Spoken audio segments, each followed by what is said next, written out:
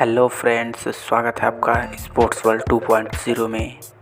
और आप देख रहे हैं स्पोर्ट्स की खबरें। स्पोर्ट्स की खबरों में आज बात करते हैं इंडिया और बांग्लादेश के बीच हो रहे टेस्ट क्रिकेट मैच के दूसरे सीरीज के बारे में। दोस्तों दूसरे टेस्ट सीरीज का तीसरे दिन का खेल शुरू हुआ और बांग्लादेश की पूरी टीम 231 रनों पर ऑल आउट हो गई। सलामी बल्लेबाज जाकिर हसन ने 51 रन बनाए। लिटन दास ने 58 गेंदों पर 73 रन की महत्वपूर्ण पारी खेली।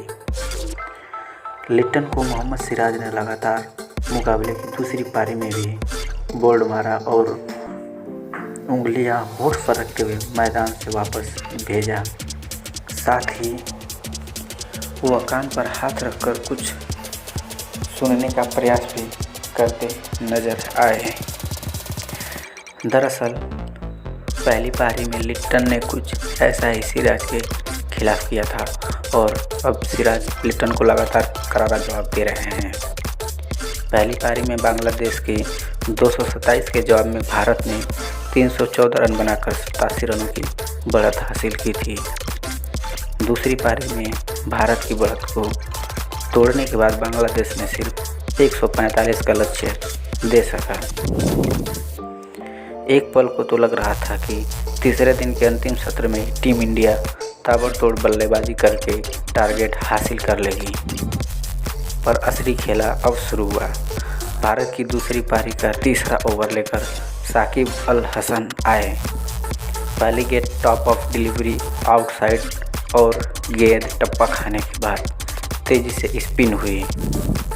बल्ले का आउटसाइड एज सीधा विकेट कीपर के दस्तानों में गेंद गई और राहुल 2 रन बनाकर आउट हो गए। इस प्रकार भारत को 3 के स्कोर पर पहला झटका लग गया। 8वें ओवर की पहली गेंद पर कुछ ऐसा हुआ जिसकी उम्मीद भारत के प्रशंसकों ने बिल्कुल नहीं की थी। वैसे तो पुजारा अक्सर स्पिनर्स के खिलाफ कदमों का इस्तेमाल करते हैं, लेकिन इस दफ़ा उन्होंने बिल्कुल अंदाज़ा नहीं था कि गेंद को डिफेंस करने जा रहे हैं या हिट करने जा रहे हैं। वह पहले ही स्टेप आउट कर गए और उन्हें ऐसा करते देख मेहदी हसन मिराज ने टप्पा पीछे रखा।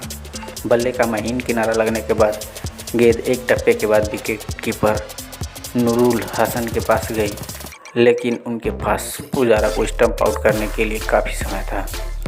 भारत को 12 के स्कोर पर दूसरा झटका लग गया था। जिन लोगों ने पुजारा को आउट होते हुए नहीं देखा, उनके लिए सुमन गिल ने 14वें ओवर की दूसरी गेंद पर रिप्ले दिखा दिया। मेहदी हसन के खिलाफ गिल भी बगैर सोचे समझे बाहर निकल गए और फिर एक बार बांग्लादेश ने लेंथ पीछे खींच ली। 35 गेंदों पर 7 रन बनाकर स्टंप आउट होते हुए गिल ने मानो अपना विकेट फेंक दिया। 29 के स्कोर पर भारत को तीसरा झटका देकर बांग्लादेशी गेंदबाजों का मन नहीं भरा तो उन्होंने विराट कोहली को भी चलता कर दिया। विराट रक्षात्मक तरीके से गेंद को खेल रहे थे। ऐसे में गेंद मेहदी हसन मिराज ने गुड लेंथ पर गेंद का टप्पा रखा, लेकिन इतना ज़्यादा फुल लेंथ पर नहीं कि उसे आसानी से डिफेंस किया जा सके। बल्ले का बहुत ही महीन किनारा और फॉरवर्ड शॉट लेग पर मोइनुल हसन का जोरदार कैच। 37 के स्कोर पर भारत को चौथा झटका लग गया। हालात देखकर टीम इंडिया मैनेजमेंट ने ऋषभ पंत और श्रेयस अय्यर को ऐसे वक्त में रोकने का निर्णय लिया। नाइट वॉचमैन के तौर पर जयदेव उनादकट को अक्षर पटेल के साथ निभाने बीच मैदान में भेज दिया। भारत को बाकी बचे 2 दिनों में जीतने के लिए 100 रन बनाना है। बात अब गेंदों की नहीं बल्कि विकेट की थी। चौथे दिन बाकी बचे 100 रन बनाने उतरी टीम इंडिया की शुरुआत भी बड़ी मनहूस रही।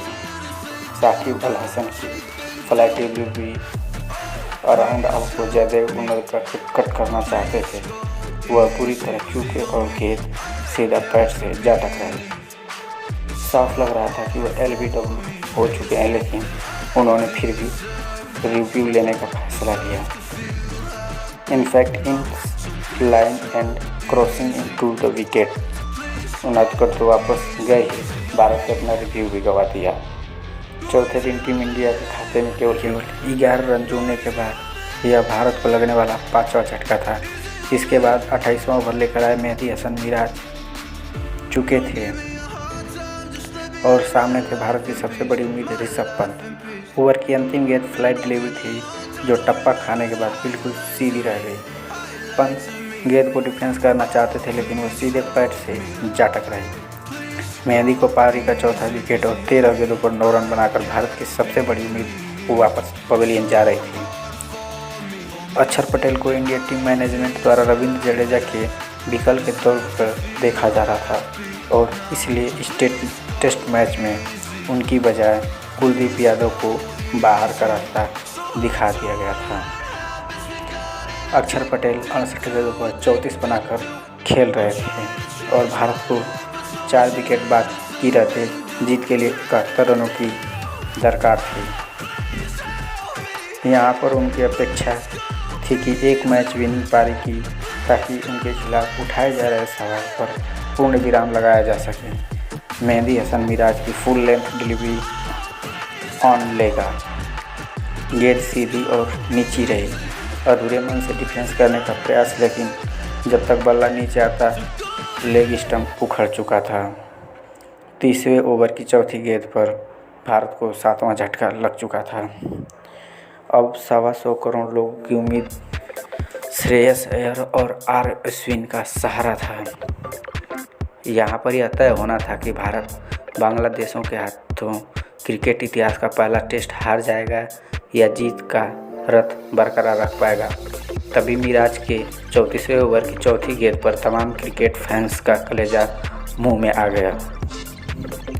जिस तरीके से इस गेंदबाज के खिलाफ विराट कोहली शॉर्ट लेग पर आउट हुए थे, कुछ वैसे ही कैच अश्विन ने मोमिनुल को थमा दिया। हुआ तो भला हो फील्डर का, जिसने इस दफ़ा कैच टपका दिया और मिराज को मुकाबले का 6ठा विकेट लेने से वंचित कर दिया। इसके बाद एक चीज़ तो साफ हुई कि भारत लगातार डिफेंसिव बैटिंग करके यह मैच नहीं जीत सकता है। 38वें ओवर की चौथी गेंद मेहदी हसन मिराज ने टस्ट अप आउटसाइड ऑफ रखी।